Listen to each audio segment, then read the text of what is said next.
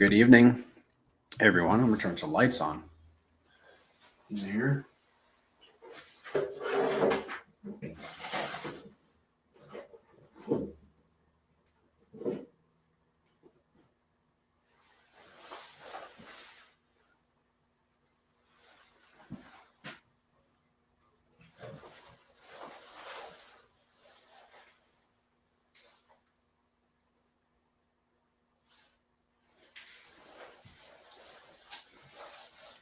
Much better. A little noisy, eh? 14 people in here. Join the Space Force. Good evening. What's going on? How are you? I'm doing good. How are you doing? Good. Just throwing this in the chat real quick.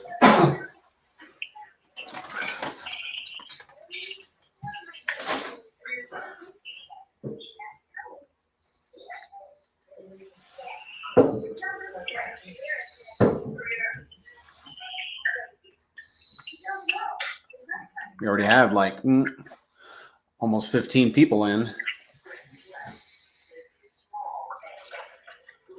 Nice. All right, almost done.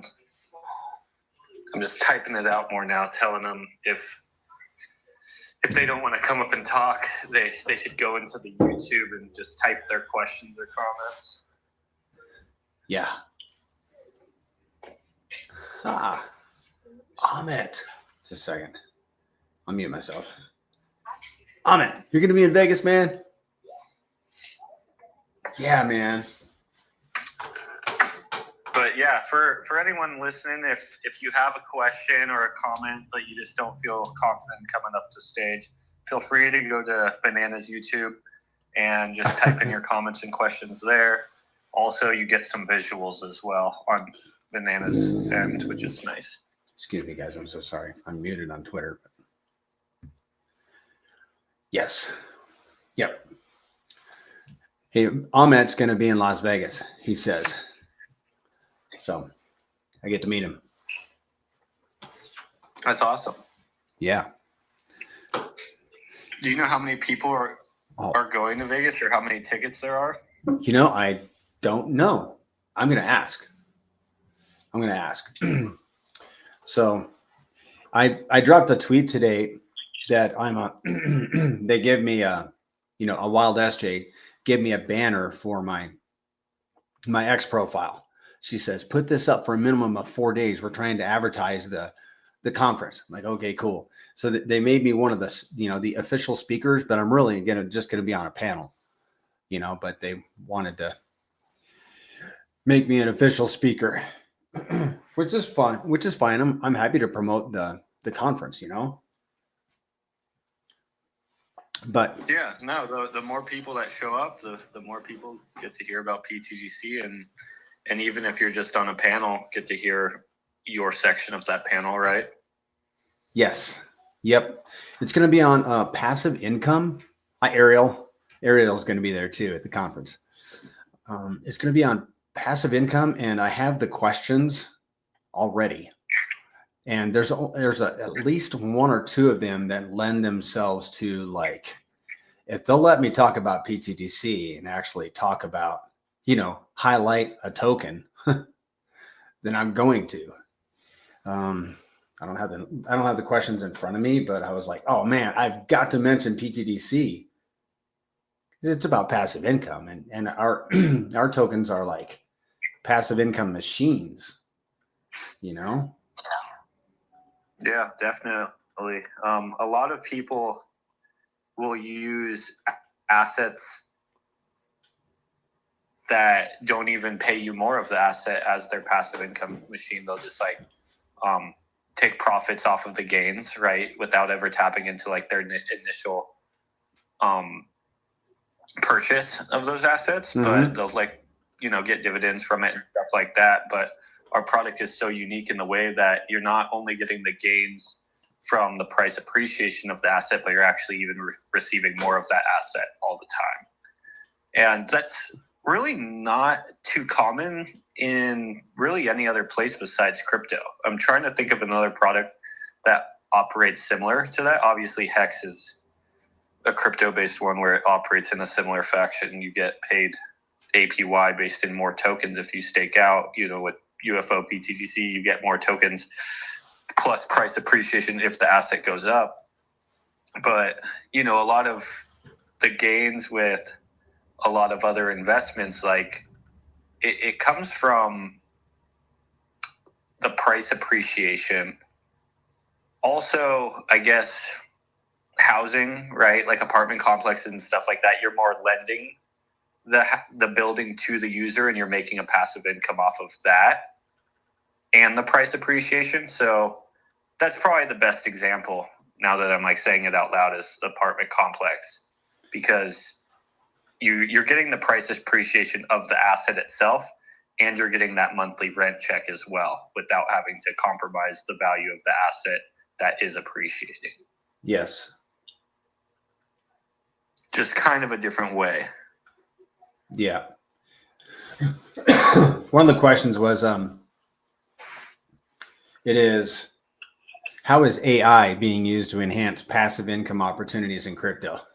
I got that one covered. It's called AMM bots, price fixer bots. And what part of AMM bots do you think are AI? Well, they're not actually AI, but they're almost like artificial intelligence. They do a function automatically without human, interaction, kind of like AI. AI is set it and forget it almost. Actually, AI needs to, set it and forget it, but you also need to continually train it. I don't know if AMM bots need to be continually calibrated, but they're like a machine, an artificial intelligence in a sense machine. They for sure, yeah, they are a machine.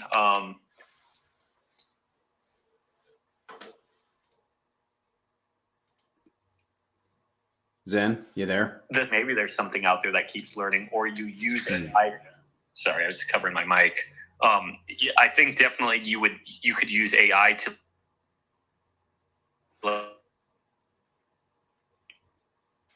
I think you're in a bad area right now with your phone. You rewind about 10 seconds. Can you not hear me at all? Yeah, I lost about 10 seconds. Yeah, I was just saying, if you're using artificial intelligence to help you better your code or make your arbitrage bot or market maker more proficient, would be a good use of AI. Mm-hmm. Yeah. I might throw that one in there, though. Maybe. We'll see.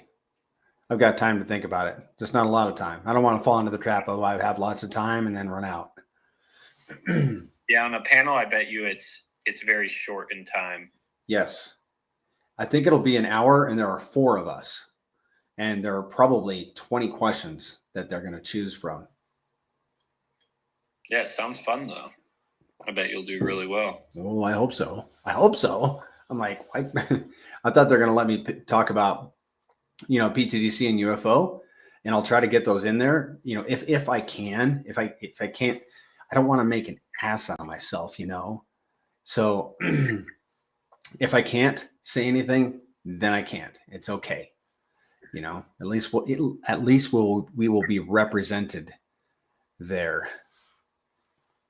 And I think that's really the whole idea, is to have a presence at the conference, because I'll be with people Coach is going to be there, and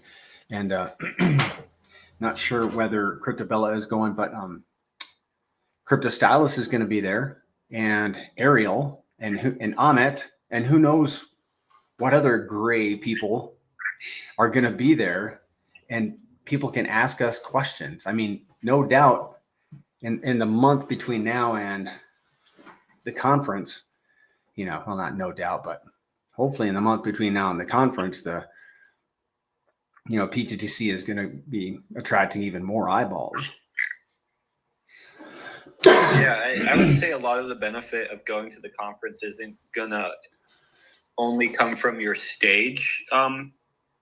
You know, the passive income panel, Yeah. but the connections that you're going to be able to make during the conference for sure. 1000%. Yes. I'll be able to, I mean, I think B Roots is going to be there. I want to shake his hand.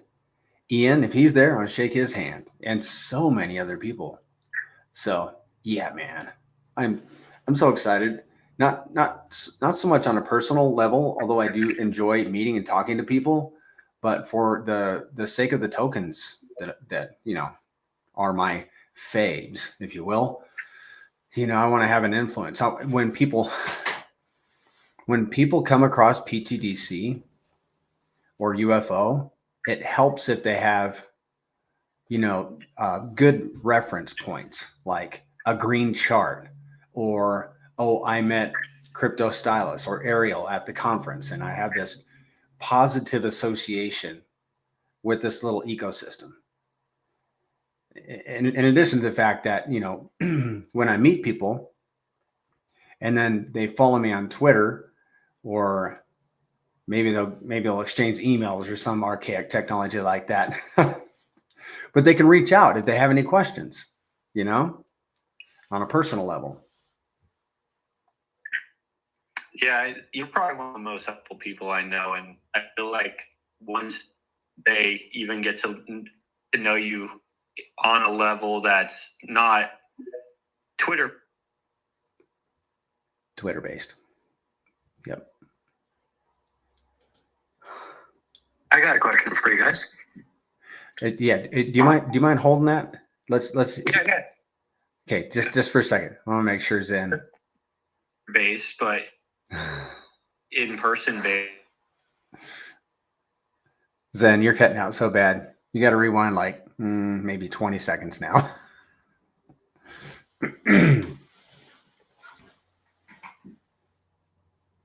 All right. Whoever that was interjecting a question, now might actually be a good time for you to state that question. Zen's been cutting out for the past few days. Maybe he moved like houses and probably more if they had. Yeah, I'm not sure. Yeah, are you guys it's Ahmed here. I just wanted to ask. Yeah, Ahmed's asking a question. Sorry, Zen. Yeah, okay. Zen, you're cutting out big time, man.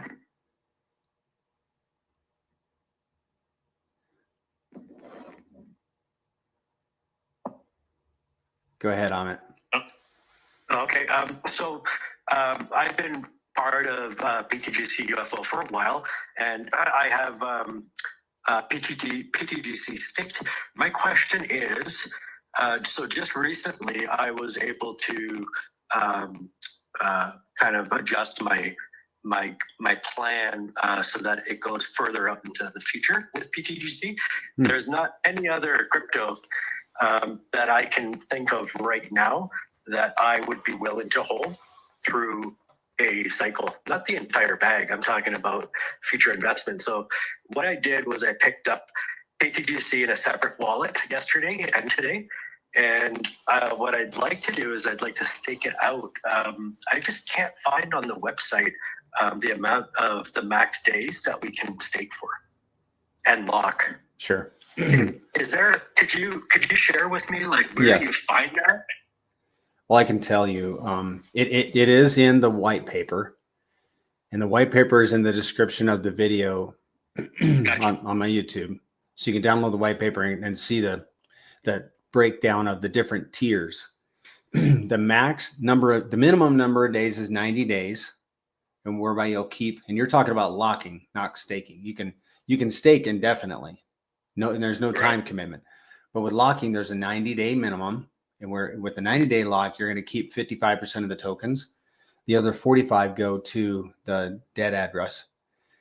And then the maximum is, and there's a range in there every year, 90 days, and then 1 year, 2 year, 3, all the way up to 10 years. And 10-year lock is obviously 10 times 365, 3,650 days. And that lock would garner you 100% of the locking rewards for your position of the locking pool. And you can, Yeah. So that point right there that you just said, that's what got me the other day, and that's what kind of gave me the light bulb moment, the aha moment. Because I was looking at my portfolio, I'm thinking, okay, I'm happy with what I have. This is my plan. It's all working out the way that I have anticipated. But then I thought to myself, well, you can afford right now. You can afford to invest money that you that I feel I could lose completely. And why would someone do that? Well, if you can find something that you truly believe will decrease by supply. So we know that pTGC is only going to get more scarce. And then I thought about the volume that's coming up. The volume is insane. So I just had this moment yesterday, and I guess I'm freaking out a little bit because I realized that I can take a little bit of money right now. I can lock it up for 10 years. And I don't care if I lose it, but I'm talking a small amount. If you put in $200-300 and you lock it up for 10 years and pTGC and PulseChain survive, you can make a stupid amount of money because of the yield that you receive. And in addition to that, the amount of pTGC that will exist in 10 years. oh, yeah. Right. So anyways, Yeah. I just wanted to ask you about the staking. I know where to find it now. And I just wanted to kind of comment on what I went through the other day. It just kind of hit me. And that's a really big deal. If you can afford 1% of your portfolio to shoot it out there, even if it's buying hex at a penny and just, staking it. I don't know, but I just have to share it with you because you've been talking about this shit for over a year, and I see you on the screen, and you're just one of those kind of people that would speculate with me. I appreciate that, Ahmet. And the beauty about locking is that your tokens are locked. You know you're going to pay a 30% penalty if you early end lock, which you can do. It benefits all the other lockers, but while you're locked, you're still earning your reflections and your staking rewards. Have you been to look into ptgc.com and looked at the locking calculator? No, I haven't seen the locking calculator. No. Okay, you should go there, and then the cool thing about it is you can do a little speculation based on what you think the price might do and how many tokens are going to unlock and how many tokens you have locked. And what we found is that you'll need this number. We found that about 400 million pTGC has been unlocked on average per month in the last year. And I'm tracking it. We already had like 85 million unlocked today. It was a big one. But as long as we get, like 300 million more the rest of the month, it'll be the average. But I think the average it's trending downward, but you can still you could still put 200 million in this calculator and project a future price, put in your amount of tokens, and it will show you how much in locking your rewards you would earn just for people early end locking. Is this on Kong's website, or are you talking about it? It's on Kong's site. Yes. Okay. So I haven't been paying attention to the entire. Like I did sign up to that the first day he released it, but I didn't play with the whole thing. I didn't realize there was something to look at for locking. So that's interesting. Thanks for sharing. I'll spend some time and check it out. Sure. I'll just do a quick example for you guys. Let's say a guy has 100 million locked up, and you guys can do your own numbers off of this. So, and we had 85 million unlocked today. And let's say, and the price is now, we've done 100x. pTGC is now 10 cents. This is a hypothetical situation, and you have 10-year locks. So if you had 100 million locked up, price is 10 cents, you would take home $6,234 in pTGC tokens. That would be the reward for having 100 million locked up. The key thing that a lot of people overlook, which I overlooked when I first came in, is I'll be honest, I dissed locking. I thought it was just some locking mechanism. That's nice. I can keep my hands off of it. I appreciate that. However, and I did participate, but I didn't understand the magnitude of the opportunity. The difference between holding rewards and staking rewards and locking rewards is the difference is immense. Holding rewards and staking rewards they come into your wallet based on the price of the token today, the value of the tokens today. The locking rewards don't function that way. They come into your wallet based on token quantity. So somebody could have locked up tokens 100x ago, and then today they unlocked them, or emergency unlocked, and forfeited 30%. Those tokens that they made 100x on are obviously they're 100x tokens, and they're coming into your wallet. If you guys can kind of follow that, they're based on locking rewards are based on token quantity, not token value. Yeah, that's going to take me a little bit to wrap my head around. I understand it, but I need to go through what you're doing by myself for hours to understand the potential. But that's incredible for 100 million tokens. So that number, so the $6,000 is based on 100 million tokens locked up. But so do you have to input data for people unlocking? Is that how this is triggered? Yes. You get paid when people unlock. This is the reason why we are locking, right? Is so that you can get paid while people unlock. So you're anticipating this happening. Yes. Yeah, we are anticipating the people early unlocking. And so the 85 million unlock just made me $6,234 because I had 100 million locked up. Well, $6,234 future, if and when pTGC reaches 10 cents.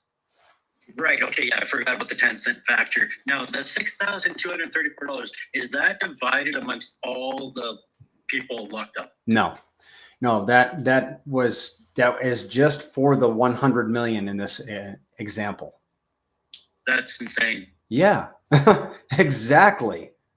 Because even if it's not 6,200, what if it's $623 when pTGC hits a penny? Bingo. Which I don't think is far from here. That's a lot of money. Wow, that's crazy. I'm so happy I got on today and asked that question, because I just learned a ton about what I can do with my newfound investment. There you go, man. That's awesome. Good deal. Yeah, I'm glad you jumped on too. Yeah, it's like I said, I didn't understand the power of locking until about 2 months ago, and now I'm just going nuts over it. I'm very excited. Yeah, one thing, Banana, I think for just the listeners, I know you guys know this, those rewards that you're receiving when someone unlocks, those don't get stuck in your lock either. You can actually claim those rewards to your wallet at any point in time. Same with, the normal reflections and the normal staking rewards that you would be receiving constantly off of that value also isn't landing in the lock.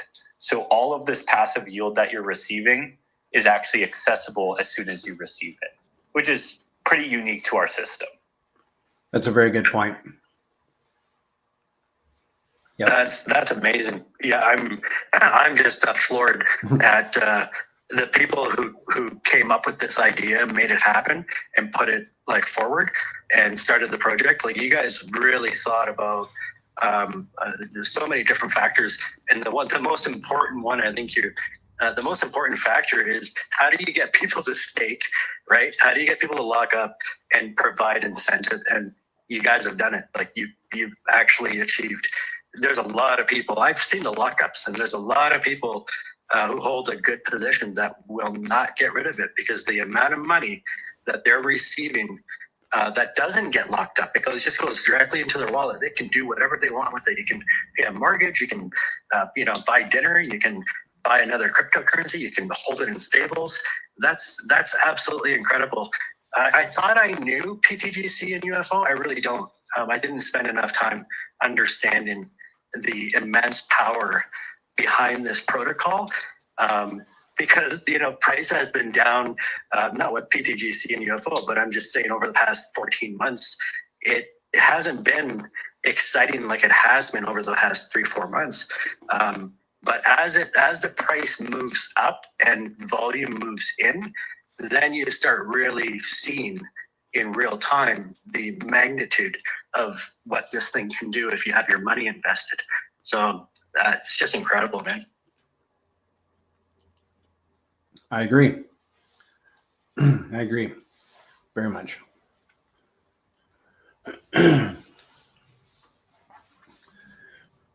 Well, Bitcoin is still below 100,000. Ethereum ain't doing all that great right now. So I think we have a lot of upwards movement possible. And already pTGC and Pulse, for that matter, Zen. Pulse has been moving pretty good today. Matter of fact, it was kind of pushing pTGC down in the ratios, it looked like to me. And I was happy because I like to see the layer one moving. Yeah, I've been beyond excited just with what I've seen out of RH in the last week. I feel like he's starting to show some of his plan that he has for his entire ecosystem and what he's been doing. Obviously, I think everyone probably saw today that 92% of the hex is now staked, and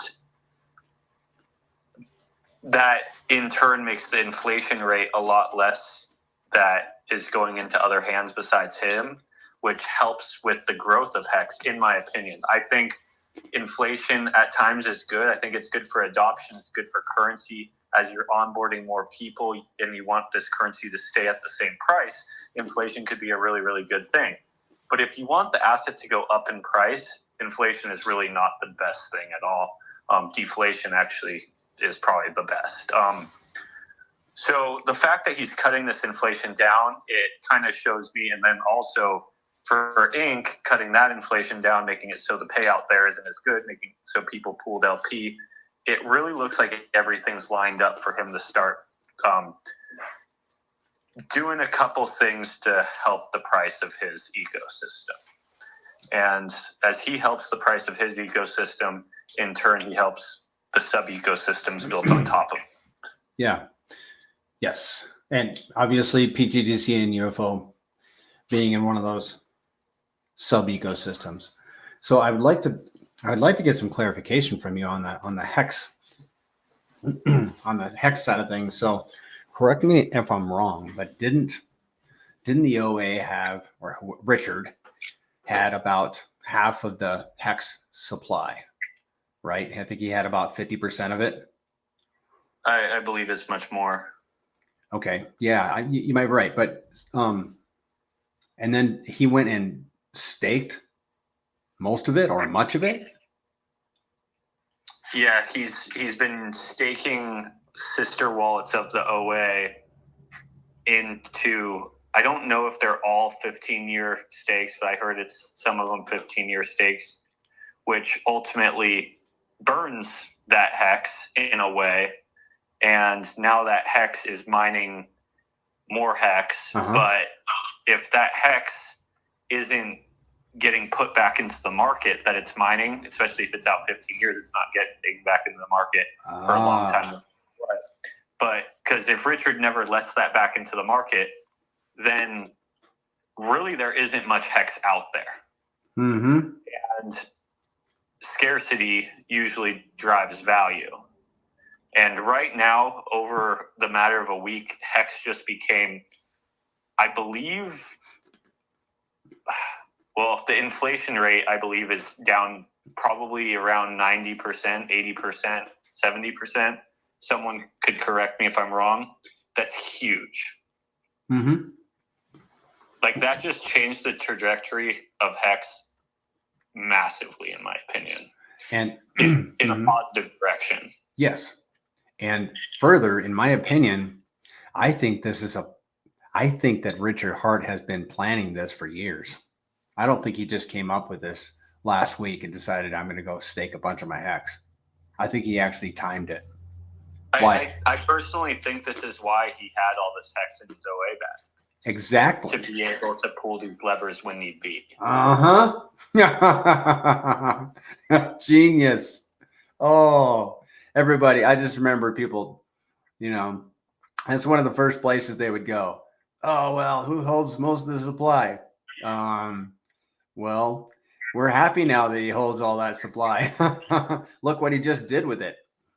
Everybody that is riding this on this journey with him appreciates what he's doing with that bag of hacks that he's got. Enormous bag. I guess if I was to play devil's advocate, that obviously reduces the yield for hex holders. Is there enough incentive for new people to come into the system? Are the rewards large enough for people to want to come into the new system with him staking? Because I know the rewards were cut drastically as well with the more staking on the network. So that's a fair point. I'm not a big hex guy. I know there's T-shares and all this, but with him staking, is there enough incentive to get new people on board? Obviously, it makes the people inside the system happy, the people who are already on PulseChain happy. But he wanted hex to be this new digital CD, a more improved CD-like instrument for Web3. Is it still that with these reduced yields, or does he just think, hey, the yields will still be juicy if hex pumps 100x? Is that kind of the plan or idea? Do you have an opinion on that? I think I'll jump in there on that. Again, I'm not the most OG of hex folk, but there's certainly people that can probably speak to that better than me. But I think from my perspective, when I look at it, I think, okay, I do a fair bit with the PDI community, and I've been a PDI holder for a long time. And when we think about, okay, why would how do we solve the liquidity issue, the liquidity exit issue, and all the haters say, oh well, there's not enough liquidity to support everybody if everybody wants to exit. And as many people have brought up before, well, why would people want to exit if it pegs, especially if you earn yield? And of course, all that's speculative, but in my mind, that's how I think of it. Yield makes people stay. Yield is what gets us through the bear. And so from my perspective, you can totally crush yield if price pumps. This is go time. We're pump time now. So I think the actions that he's done have encouraged people to pull liquidity, which is just going to make liquidity stupid thin. So when we do get fresh eyeballs, when we do start getting more bridge, that price is going to have bigger jumps to make. That the price will jump up a lot quicker. Yield is for the end cycle, in my opinion. Yield is to keep people in the system, once the pump is done. But, I think of it like mining, right? That's what RH always said about Hex, is that Hex is a better Bitcoin. We just don't blow up the environment for yield. Same thing with mining. I've been involved in some of the mining community, and it's like, well, yeah, but if this coin 20x is 40x is, the rewards are worth a lot more. So, okay, you've seen a 90% reduction in yield. Well, okay, that doesn't, I think with the X's we'll see, it won't matter. And I think by the time people are looking at yield again, it's going to be end cycle. That's my opinion.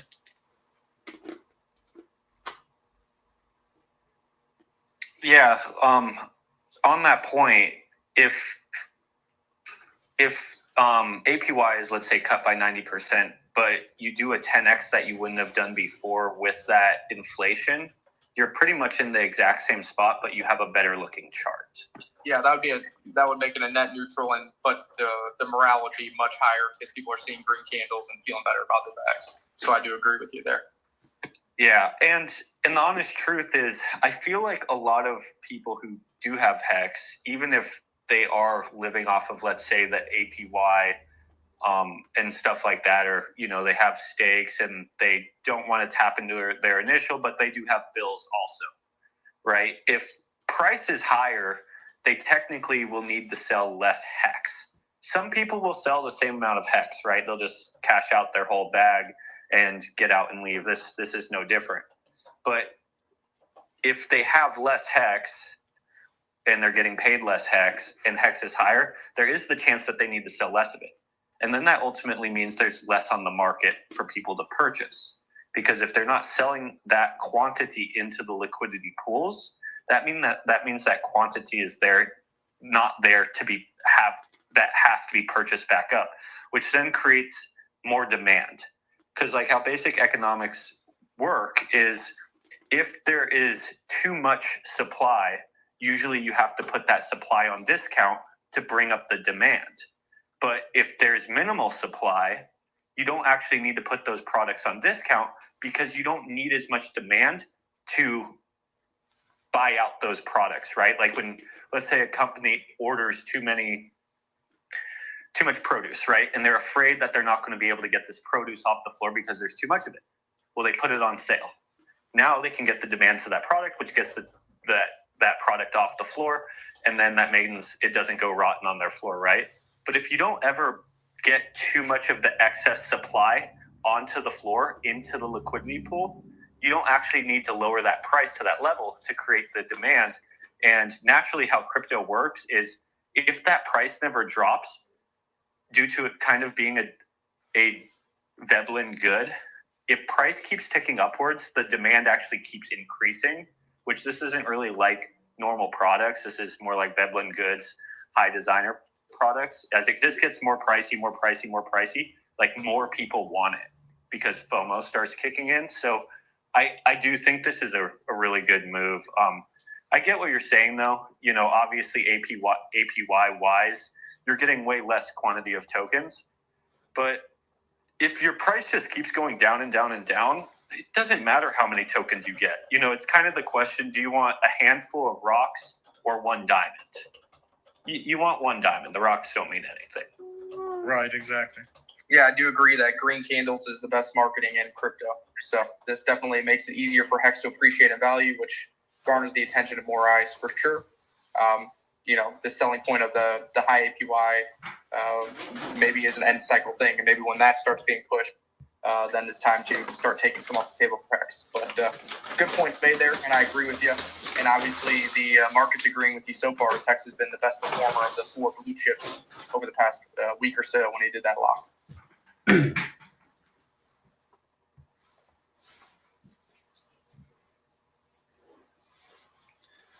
Yeah.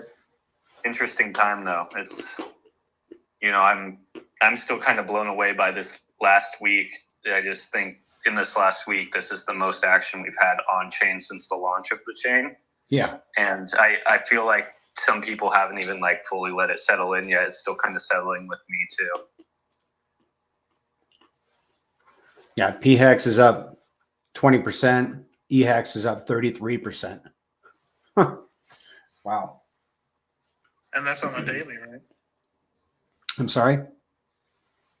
I said that's on the daily too, right? That's today. Yes. Mm-hmm. And that's only going to drag the Grays currencies up. Yeah, it either has to drag us up or it has to give us free volume. One or the other. So either we're making value off of it or we're appreciating in price. Yep. And like I said at the beginning of the stream, and Bitcoin is still under 100 grand.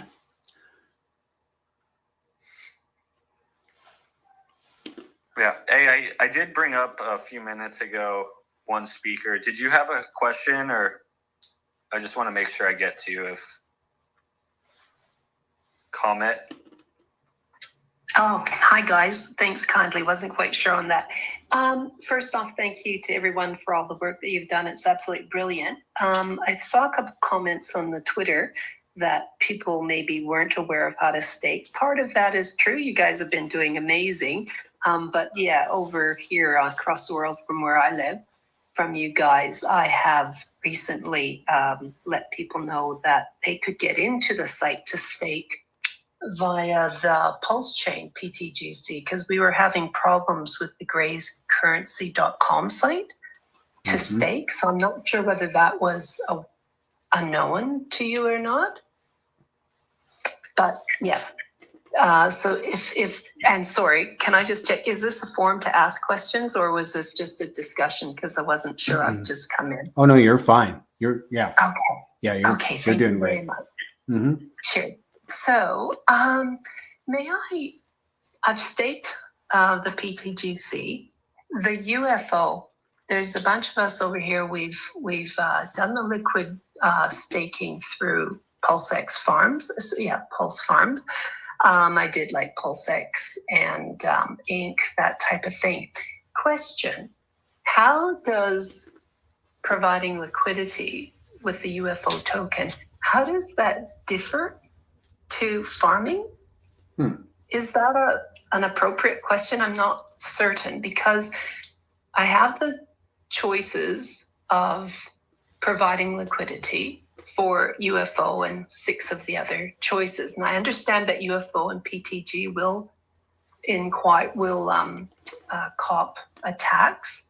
The others don't. I've really tried watching a lot of videos to understand it, but I'm not quite there yet. So if I could have some steps, please, on how to, on explaining getting the liquidity happening with the UFO token and receiving the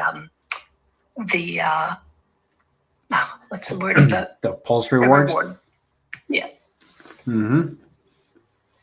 Okay, so first, I think, correct me if I'm wrong, are you using MetaMask for your hot wallet? No, Ravi. Okay, good. The next step, I would use PulseTGC.com. I think we've had some issues with the other site. So I always point people to use Ravi, use PulseTGC.com. And then the LPing of UFO can be very intimidating. It intimidated me at first for about the first 7 days. I love your authenticity. Thank you. But it is super simple. Are you watching on YouTube perhaps right now? No, I'm listening. Are you on YouTube right now? No, I can plug into it. Sure. Thank you. I'm on the Prairie Banana. The Prairie Banana, that's my channel. Yep. And I can show you let me know when you got it pulled up. I'll get the.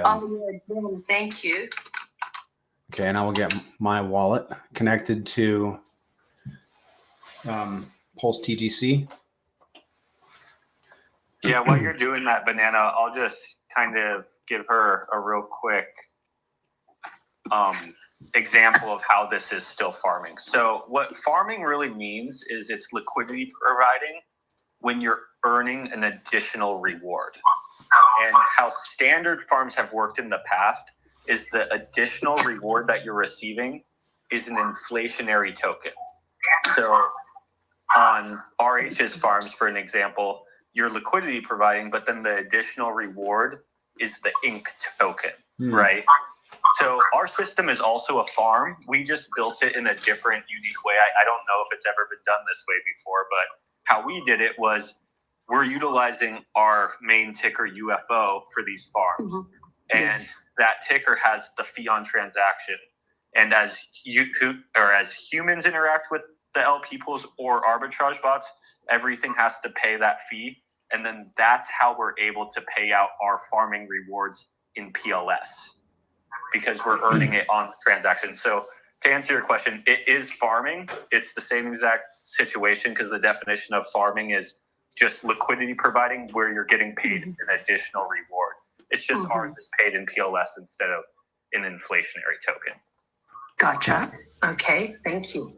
And that's, I think, unique, because I think RH will do very, very well in big companies, or crypto founders do well in providing an inflationary token. But the trick is you have to give that inflationary token value. Because if you pay out a bunch of inflationary tokens, but there's no value actually backing it, you're kind of in the same spot of like, why did I do this? This isn't worth anything. So what we're doing with our system is we're ultimately paying out in the most liquidity-backed token on chain. So there's always to be a value behind the reward that we're paying out. That goal. But yeah, keep on going. Sorry. Okay. No, that was perfect, Zen. So do you see my screen comment? Yes, I can. Okay, perfect. So this is PulseTGC.com. You click on UFO token, which brings you here. In order to add LP, just let me know if you have any questions. Okay. In order to add LP, you click on UFO liquidity pools. Yeah. And then say you wanted to make a pairing with your UFO and some ink.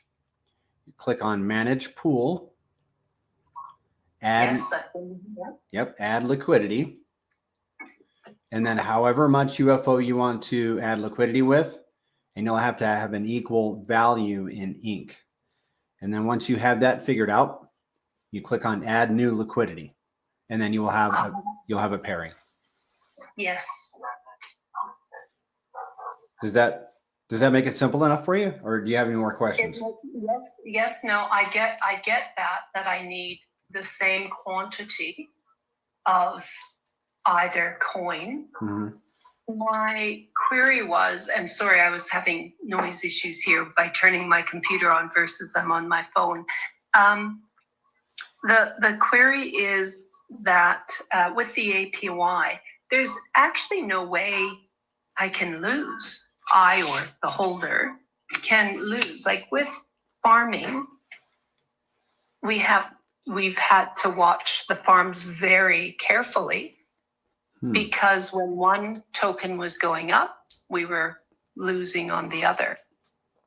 Right. And you with this, when we have, like, if Pulse drops again, how does that affect this pool? Well, that would be if, like, you did a pairing of UFO and PLS. Mm-hmm. If Pulse dropped, correct me if I'm wrong, Zen, but the amount of UFO would increase in that pool, in her pool. Is that correct, Zen? No. You would get more PLS if PLS started going down in price. You would get more PLS if UFO started going up in price, right? So with this farm, you also can incur impermanent loss. Whenever you're liquidity providing, this is always something that can happen. This is no different than Richard Hart's farms. If you are someone who's worried about impermanent loss, this is why we have, when you hold just UFO, you earn more APY just in UFO. And the APY is actually very, very competitive. Yes. You aren't going to be receiving PLS rewards. You're just going to be receiving your APY in UFO, which has actually turned out to be better APY because UFO has gone up like a bunch of X's against PLS in the last 8 months. So it's actually financially been more rewarding to just hold UFO than LP provide. But that's no guarantee of the future, right? Like if RH's tokens start doing very well, liquidity providing could be the better route, but there's no guarantee. But what I was getting at with a long monologue is with our system, you also can incur impermanent loss as well.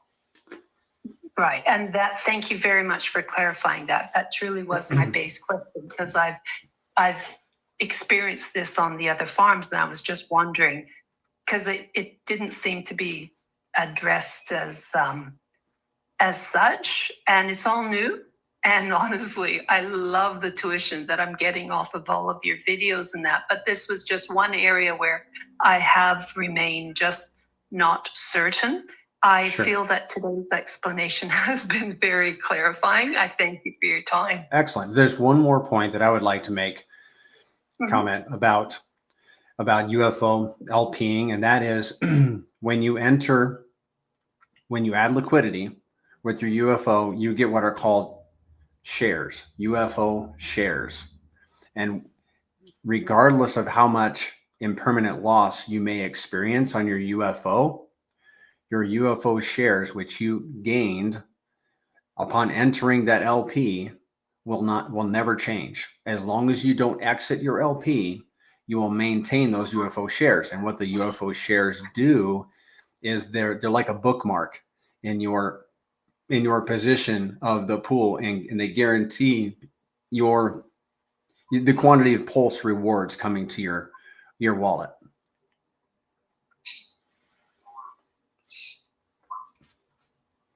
Zen, do you have any comments on that?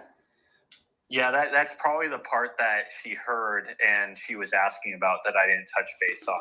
So that's the main point. So how our system is set up is when you enter the pool, you get this thing called a UFO share. And that UFO share is your portion of the PLS rewards. And even if your LP position has crazy impermanent loss, let's say you went into the PLS UFO LP pair and UFO does really, really well this cycle. You have crazy impermanent loss. There's like, let's say 25% of the UFO that you initially put in there, that's what's left in that LP pool. So you have more PLS, less UFO. But your UFO shares never decreased. Right. So you actually never have any impermanent loss to your UFO shares, which is a way to incentivize users to remain in the liquidity pool. Because if you close your liquidity pool now down, you are losing your UFO shares that you locked in, let's say, 6 months ago. And even if you remade that pair instantly, right? Like let's say you closed it down, then opened it back up a day later, you would now still only get 25% of the UFO shares you did 6 months ago, even though it's the exact same amount of value. And I know that's probably the part that's getting really confusing. And it's just because when you create your UFO liquidity pool via our farm, it's looking at how much UFO you have upon the creation. Let's say it's 100, right? This is a very low number, but just for fun. And then UFO moves up in the next 6 months. And at the end of, let's say that 6 months, you only have 25 UFO left. Obviously, you have more pulse, but now you only have 25. Well, you still have those 100 UFO shares. Gotcha. But if you close it down and then instantly open it back up, you're only going to get 25 UFO shares, even though it was the same exact amount of value. And that's what gives the value to holders that make those UFO LPs early and incentivizes them to not take the liquidity from the ecosystem, because they're actually holding on to these UFO shares that they locked in early that didn't receive any impermanent loss. And Banana, I don't know if you have any examples of this, but I know one of your wallets, this has for sure happened to. Banana created an LP pool price 6 months ago, and he probably has a 10 times better UFO share rate than he could get right now for that same amount of value. Yeah. Comment, quick question. I was just going to ask you, do you feel like you have a good handle on how automatic market makers work? Like the liquidity pool themselves? No,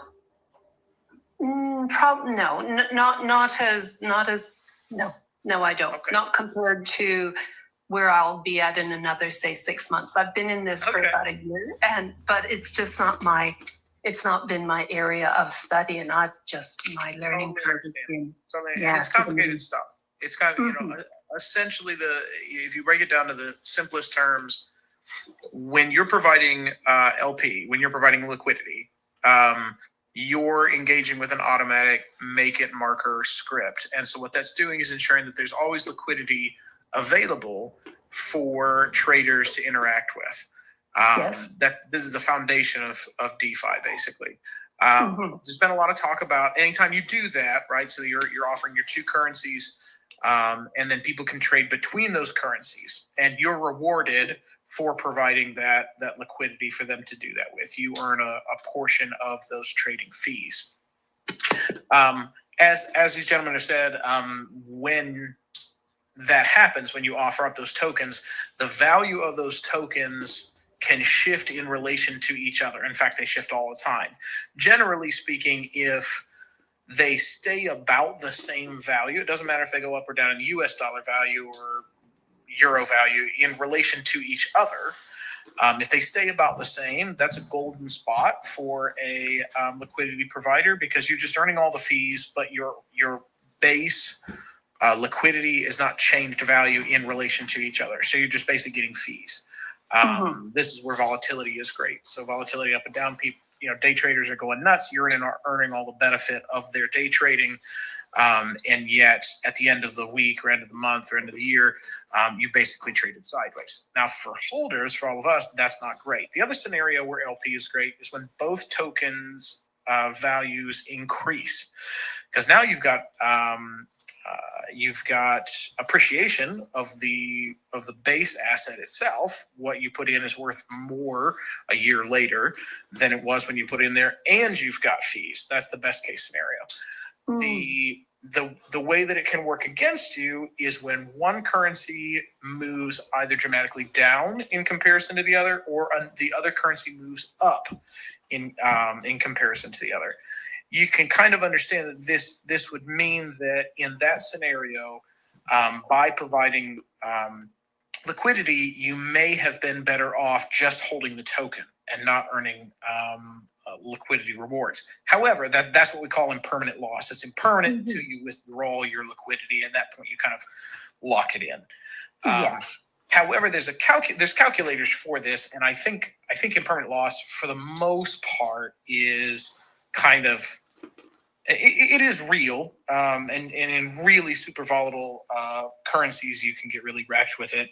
But I encourage you to seek out. I was just looking up one for you to reference. DailyDeFi.org. I have no association with them at all. That just came up in my search results. But DailyDeFi.org has an impermanent loss calculator where you can kind of plug away and say, okay, right, token A is my UFO, and then token B is my Inc. or my PulseX or whatever you paired it with. And you can run through scenarios, and it'll show you that even if one currency performs twice as well, right? It has 100% more price appreciation than the other. Your impermanent loss is something like 6% or something. It's not as astronomical as you think, and you were earning rewards during that time. So that kind of hedges that loss. But it is a consideration, and I encourage you to check out impermanent loss calculators to kind of wrap your head around that idea of what you're going into. But personally, not financial advice, personally where we are in the market now, where we all kind of feel like we are in the market now, hopefully getting ready to take off, you're probably in a pretty good place. Yes, thank you very much. I actually have paid for a lot of coaching to get into this market. I have an impermanent loss Excel sheet that I have used from other farms, so I could apply that to this. But I was just, guys, I am so appreciative of this explanation. It has helped me exponentially.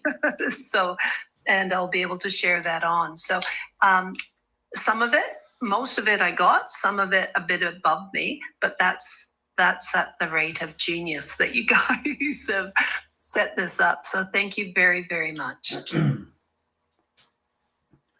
You're welcome, Comment. And if you have any other questions, like general questions about the ecosystem, I do an AMA twice a week. Next one is going to be on Wednesday at 10 a.m. Mountain. Beautiful. Beautiful. Yeah, I'm really lucky that I catch on because I'm over in Australia. So it's just the time factor. So thank you very much.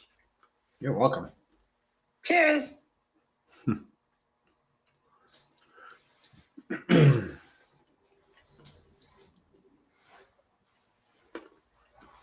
What other kind of news what's been going on? You know, what's happening? Yeah, I think this RH making moves was the big moves on chain recently. Makes me wonder what he's going to do next. Well, Inc. Inflation's 0.05% now, so it dropped again? Yep. When did that happen? Today. Whoa. So it's dropped by 19/20ths in the last week? Yeah, let me find a. Yeah, I think I saw it's up to like, is it up to 99% on the ETH side now? I think it's like really high. Let me find on the Pulse side, it's not quite as high, but it's trending upward.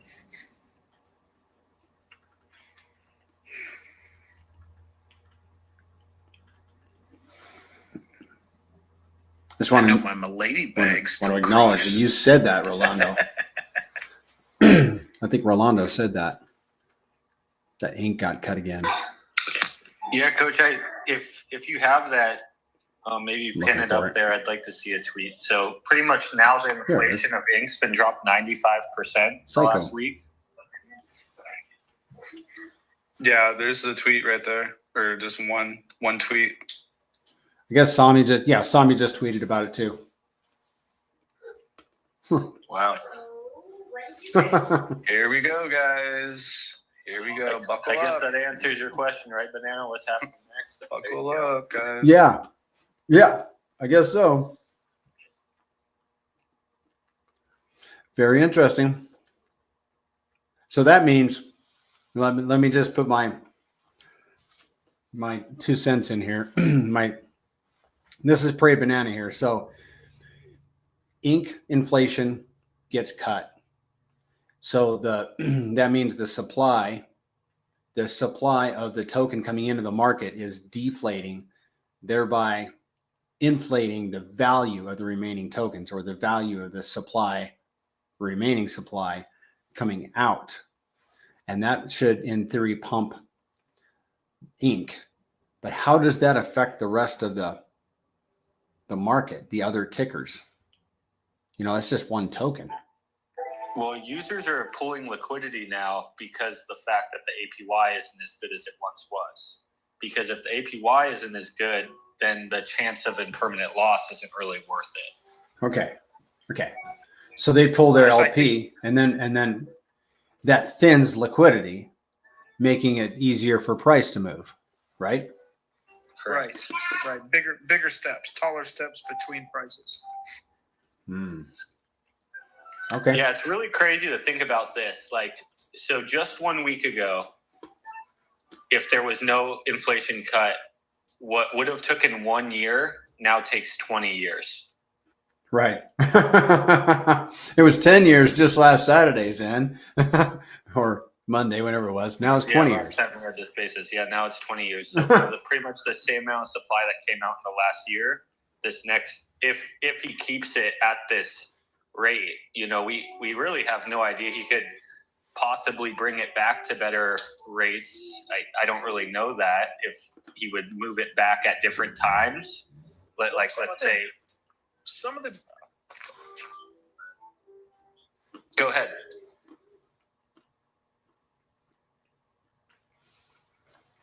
I think he had a hot mic, maybe.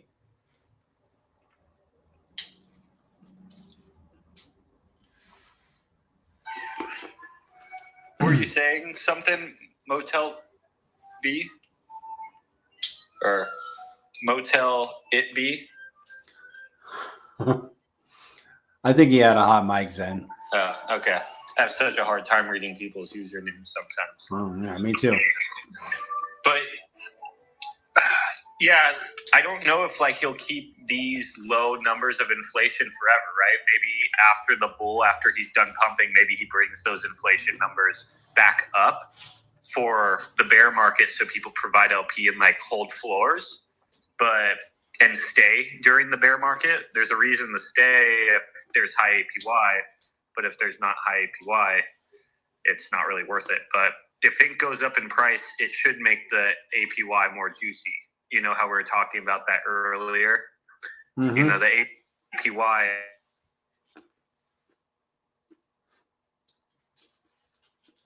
be receiving less tokens, but if those tokens are worth 20 times more, you're right in the same spot and have a better chart to market, which makes it easier for onboarding. Yep.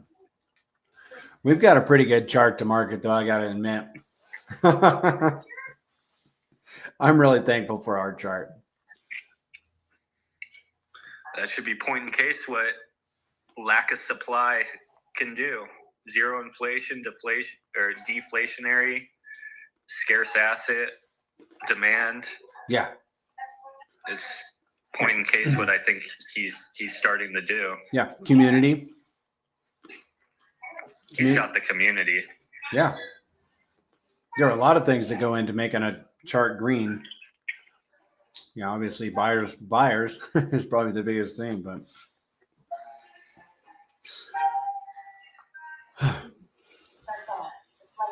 Sorry, guys, my phone died. You're all good. Was there something you're adding to that, or? Yeah, I was just saying some of the stakes are short term. Some of the stakes are, I don't know, a couple weeks or 30 days or 60 days, but some of them are 555 stakes. So Well, real quick, just so you know what we were talking about, we're talking about the ink inflation. oh, my mistake. I'm sorry. I was talking about hex thing. Yeah, I thought Yeah. that for a second because you were mentioning the ETH and Pulse side, and I'm like, huh. This guy's not listening. But yeah, we're on the topic. We can go back to that topic too, but that was Yeah. mainly what we were talking about, was the ink side. I don't know. I think just on that topic, like, I don't know. I think back to the RH interview. This was I don't know if it was pre-SAC. It was at least pre-launch. But RH had that interview. Maybe you all remember where he was talking about the different token functions. He was talking about how PulseX is going to be, the buy and burn and this and that. And ink came up, and he was just like, "And ink's like my secret weapon." Like, that's like he just said something like it's got like a trick up his sleeve about ink, and I was like, oh. So I was like, I've always been a big fan of, Sami calls it the greenest logo in crypto or whatever he says. It's like, it's this mystery box. Mhm. So I'm a huge fan of ink just because I'm like, what is the mystery RH has? Yeah, it also has like that whole DAO written within its code that's yet to be turned on too, right? Ink has a DAO built into it. So I hear. Seems like I might remember something about that. But I'm glad you reminded me. But that raises. Go ahead. But that makes me ask. That leads into this question: how is RH changing the inflation? Because obviously, it's not a renounced contract. Yeah, it's admin keys. Okay. Yep. Because you can't do that with our tokens. We have a DAO though. We can do certain things, but we can't change the basic underlying functions of the contracts. Which, if he were to relinquish control and enact a DAO, this function, correct me if I'm wrong, but this function would essentially put those who have been long-term holders or farmers in a really great position that essentially no newcomer could ever really reach. Am I thinking about that right? Unless they're willing to buy it, right? Right. And then they have to appreciate the price. This is kind of the same idea our DAO works off of is, hey, you are more than welcome to have your say in the ecosystem, but you need to, buy the token to participate in that say. And that's really which requires an OG to sell it, right? You're gonna have to pay for it, maybe through the nose. Yeah. Definitely. Yeah. If there's very little supply on the market and no one wants to give up their share of it, you kind of just have to buy it whatever the market maker puts that price at, and or buy in chunks waiting for people to sell off clips. Which could be another way that RH incentivizes, the OGs and the long-term holders. Is that they have the most say in the network, which, they should. Now, of course, this is all, speculation, but everything's speculation. Yeah, it could be. There could be a lot of things with that, right? Like that could be your say in like what tokens get added to the farms, or what the APY is based on the inflation of ink. Like this could all be voted on with ink tokens.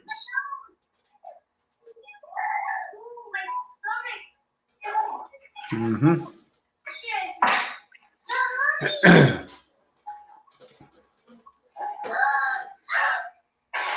Well, what else, gentlemen? Do you want to go through some of the stats just on the look into pTGC real quick? Yeah, let's do that. Okay, we're gonna go to lookintoptgc.com dashboard, and you guys all have access to this. You can pull up this site, and the link is in the description of this video. All right.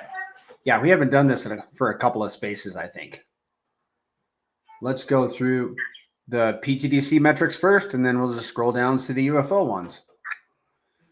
The volume today, and it's like close to $1 million, okay? And I'm happy, but I'm not surprised anymore. Last summer, it was in the 10, it'd be 10,000, 15, 25,000. Now it's like every day it's like 800,000, 1.1 million. Okay. I'll stop. I'm just a little excited. I'm thankful that our volume has picked up. And the liquidity is now $19 million. We're 8x from a penny. How are we just 8x from a penny? That almost doesn't make sense because we just crossed, like last week, we dropped to 0 and we were 10x from a penny, and now we're 8x from a penny. But we still have a lot of numbers to drop, or add. Almost doesn't make sense, but I'll look it up on my calculator when I'm not talking. The fee allocation was $47,000 for the last 24 hours. $5,000 burning pTGC, $5,000 added to liquidity, $19,000 sent to the Dow. That's $19,000 of PLS in the Dow for the Dow to do whatever it deems reasonable and prudent to pump the ecosystem in a 24-hour period. $19,000. $9,400 went to holders in reflections, and $9,400 went to stakers. And it's worth noting that, guys, stakers are earning 165% more than holders, at least over the last year. In my experimental wallet, stakers are earning 165% more, and lockers are earning 230% more than holders. And then UFO volume 800,000. That's great. Liquidity is 29,000. 29 million. So between UFO and pTGC, how much liquidity do we have? 40 something. 29 plus 19. We're at $48 million. We're almost at $50 million in liquidity, Zen, between these two tokens in this one little ecosystem. Does that make you happy? I'm sure it makes him happy. I really like that. I think we're around 45. Last time PulseChain was at 0.0008, and we're still a little bit below that currently. So as PulseChain moves up, obviously our liquidity is going to move up with it. So next time we're at these levels, we're going to have 50% more liquidity than we had last time we were here. Uh-huh. And the question is, why? Well, it's because when we dip back down, our community is probably scooping up more of these discounted RH tickers, UFOs going up in price. We're actually becoming more stable as a community, and we're building our foundation. And the next time we're going to these levels, we're even stronger than the time previous.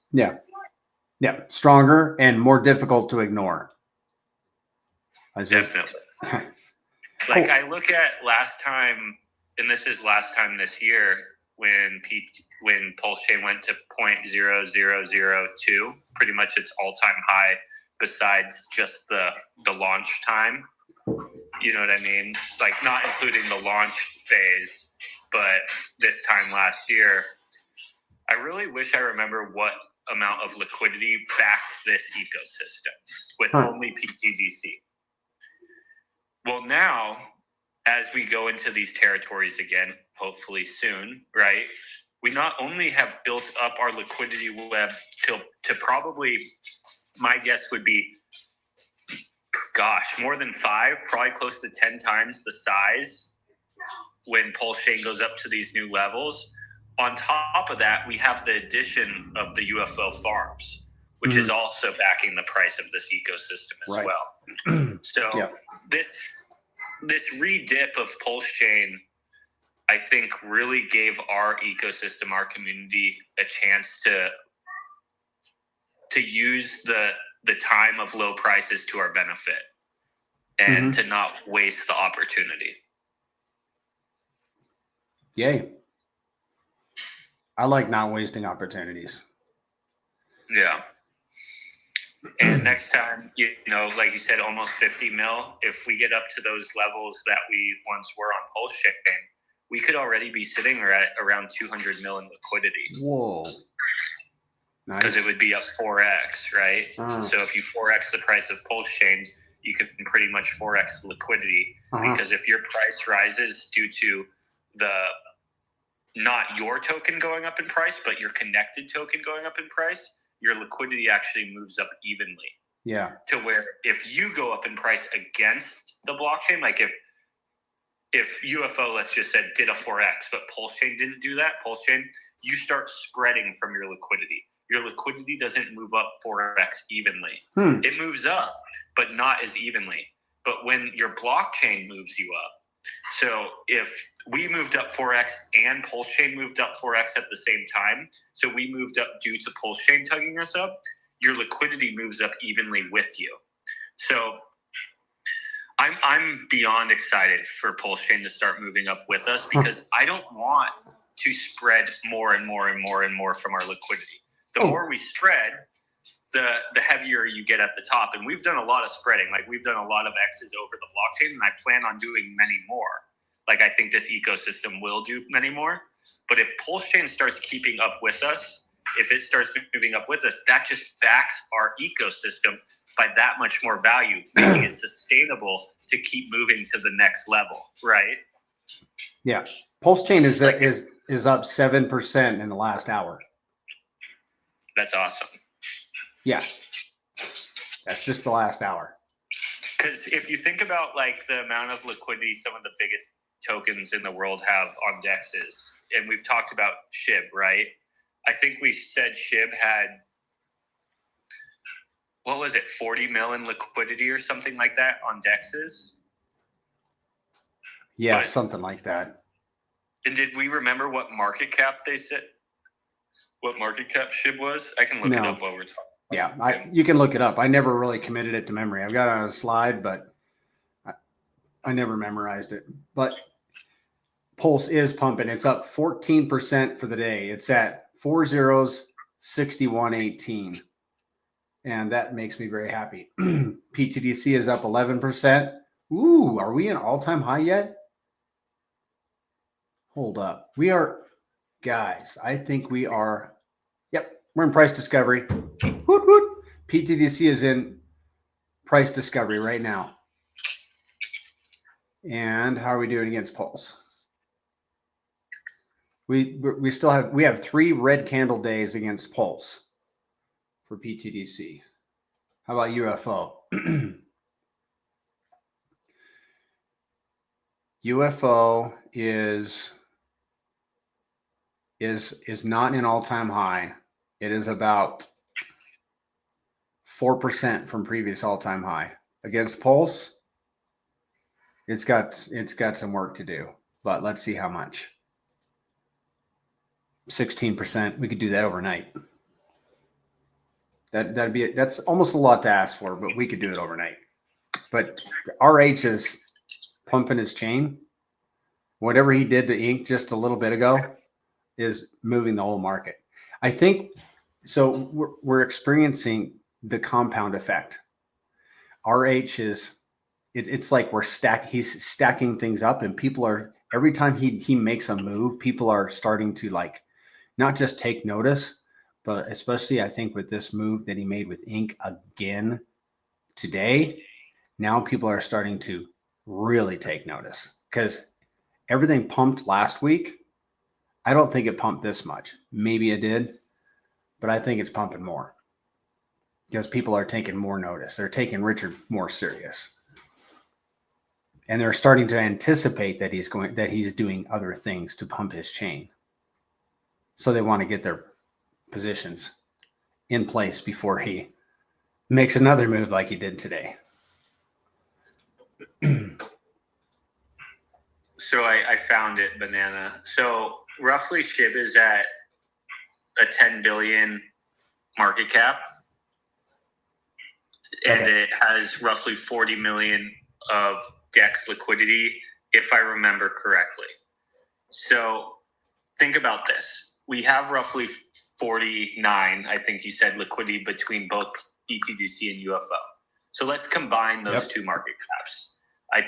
I don't know what pTGC is at right now. 350? Yes. Market cap, 350.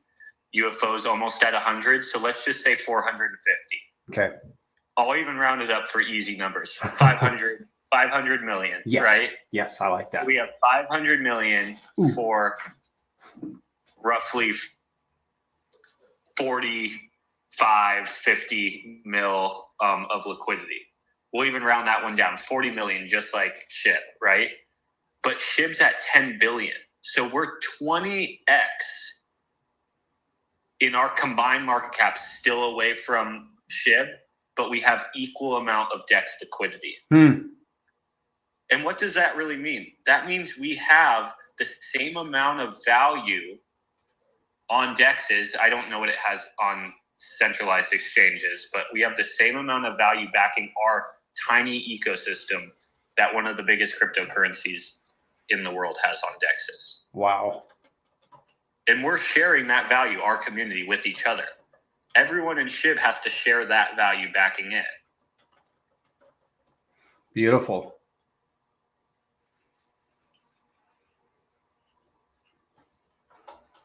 Hi, everybody. How are you guys doing? Doing well. How are you? Okay.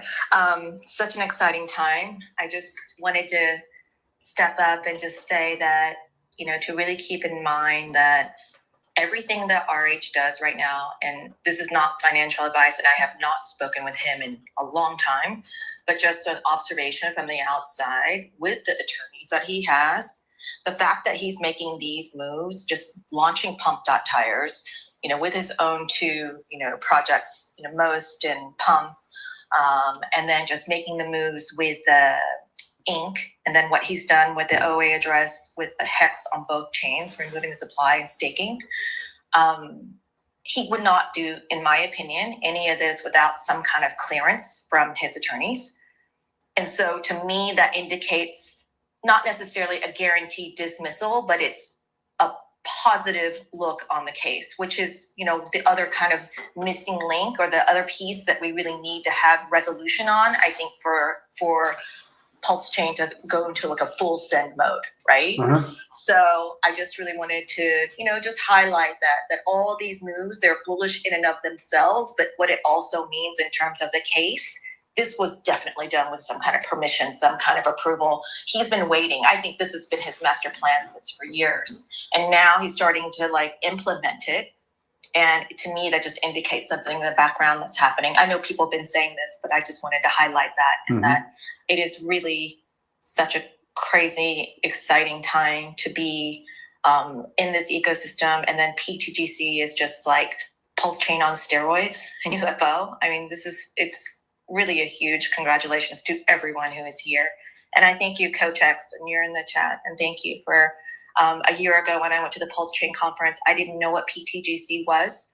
I had no idea. And I met Coach and he talked to me about it. And I got into the project then. And I'm so grateful. And I encourage people to really get out of your comfort zone and get out there and network, meet people. You're going to learn something and something of value. Not only do you make relationships, but you also start to learn about other projects and what people are doing, and really understanding the community and meeting them in real life is just, it's a game changer, as opposed to, spaces are great and I love streaming, but there's something about in person that bond just is accelerated. So anyone who can go, I know Coach, you streamed with SJ last night and I got to listen to a little bit of that. I think it's so important that she and RG3 and Black Hexagon are out there really organizes and beating the drum and trying to really get people to show up, because I know their goal is to build stadiums, and I just really want to support as much as I can for that to happen. Well said, Stylist. Of course.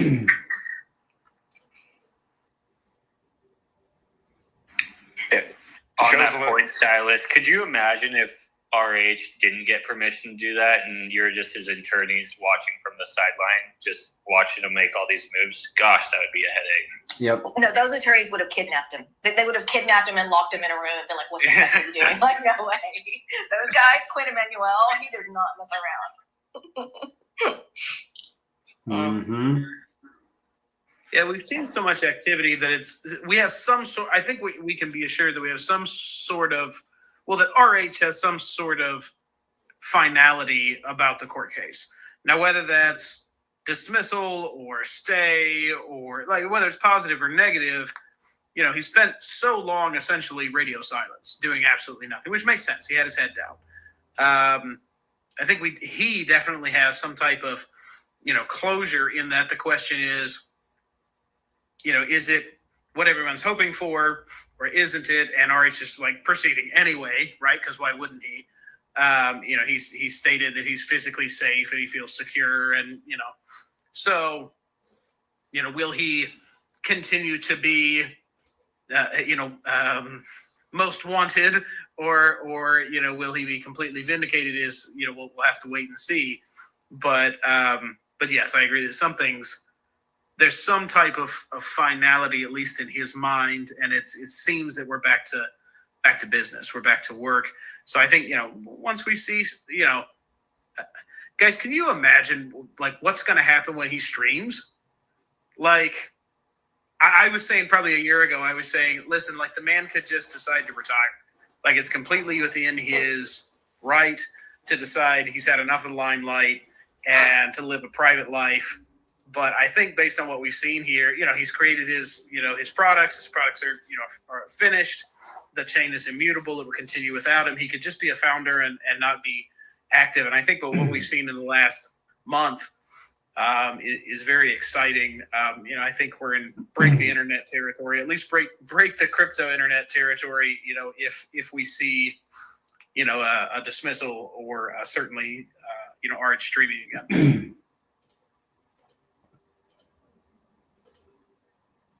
From what I know about RH, he wants to make millionaires. He wants to make a lot of millionaires. And you'd like that to be his legacy. As many as possible, right? Yeah. Mm-hmm.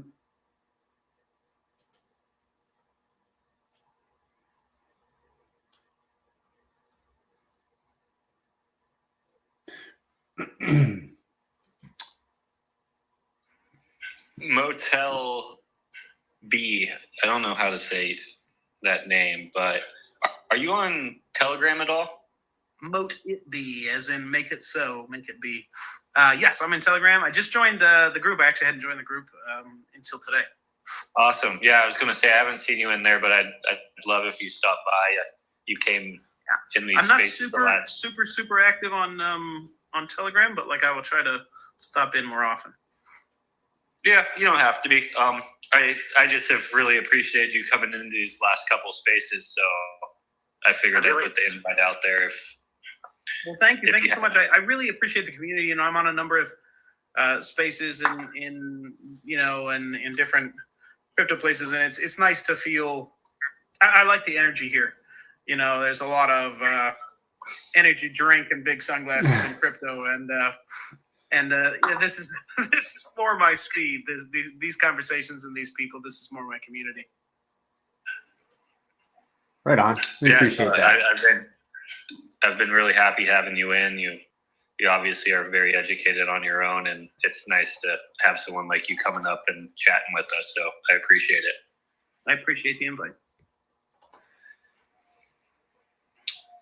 All right, what are we moving on to next, Banana? I did want to say, if anyone does have any question, wants to come up, feel free to just come up and chat. We are trying to keep these only at an hour and a half, and we're running into that time. So just kind of doing that last call. If anyone wants to come up and ask some questions or add to the conversation, feel free to raise your hand and we'll bring you up. Yeah. We did go over the pTGC stats. We can review the UFO real quick. Yeah, let's do it. Okay. The total fees collected in the last 24 hours, $49,000. And that obviously gets distributed to LP providers. It goes to buy and burn UFO and pTGC, and it's paid to holders. And UFO is 103x away from 1 penny, which is a cool metric. It's like a target, you know? So I think that's about it for UFO. Yeah, I was gonna I was going to comment because you were making that comment. It seems like the X's are dropping off to a penny really, really quick. Yeah. Banana. Yes, You're yes. making that comment. Or that's what I think you're alluding to. A lot of people don't realize like how little getting in just a little bit earlier, buying a little bit more at a dip can actually change your X's in a really good product that does have the sustainability. Like I always like to use this metric. From 1 cent to 2 cents, and you're going, let's say 1 cent to 10 cents, right? 1 cent to 10 cents is a 10x, right? Yes. But then you do a 2x, right? Let's say you missed out on a 2x and you got in at 2 cents instead of 1 cent, or Yes. you didn't buy a dip when you got it. Well, that's a 5x from 2 cents to 5x, and a lot of people are. It's a 5x from 2 cents to 10 cents, right? And a lot of people don't really think about that. Is for the person who got in early, that's a lot of an additional X's. That's the difference between a 10x and a 5x. Right. So that's kind of just what I wanted to bring up to you is now that we're moving up, when we hit, let's say 0.00 or 0.0005, that's only a 2x away from a penny. And that's not that far from right now. There you go. Yeah. So that's why it's feeling like it's coming really quick. The X's really start rolling off as you just keep appreciating in price. Yes.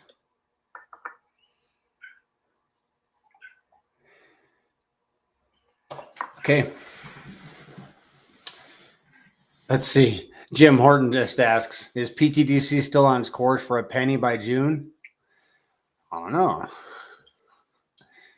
I hate to speculate. I mean, I want to, but just go into your deck screener, Jim, and you can kind of do a little bit of math. I mean, we have 6 months between now and June. So I like to think you can. But I've been wrong before. This is crypto. You're going to be wrong to the upside and to the downside. Yeah, I feel... Banana? Yes. Yeah. I just wanted to comment on that comment, right? Okay. If PulseChain starts working with us, that can come very, very easily. Good. Because I got a new pen I got to buy. It's on Amazon waiting for me. It's only $50, but I got to reach a certain target before I'm going to spend $50 on a new pen. But come on, 1 penny or whatever it takes. I want that new pen. I mean, even working on conservative numbers compared to the history of what pTGC has done and compared to PLS, I think PLS does a 2x. pTGC probably goes to a penny. That's just my opinion.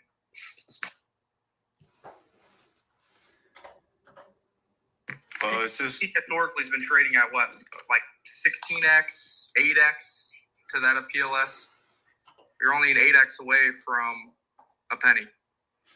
pTGC does a 2x. You trade on an 8x factor. pTGC's at a penny. So it's not really that far out there when you start looking at the history of what pTGC has done compared to PLS. And that's without me even really getting into the major PLS run that we had, the only one we really ever had. And what did pTGC do? Like a 40x when PLS did 4x? Yeah. So Yes. Yep. A 4.5x factor for pTGC and a 2x on Pulse is a heavy penny. well, like let me just add a little bit more context. This is a little bit deeper in that conversation, but you have to take into account of if PulseChain goes up 2x, PulseX is probably going to go up 2x. And in theory, P-Hex, E-Hex, Inc. is going to have the same kind of relationship. Maybe not the same. Maybe it's like one is 3x, one is 50% up. but you kind of get the picture. So let's just say hypothetically all of them do a 2x. So you have to put that into the calculations, and basically from there, the floor price of the ecosystem is raising up. So that means price discovery on the token of like PGC. And then also you're kind of like adding those liquidity pairs to the X like multiplier theory or concept.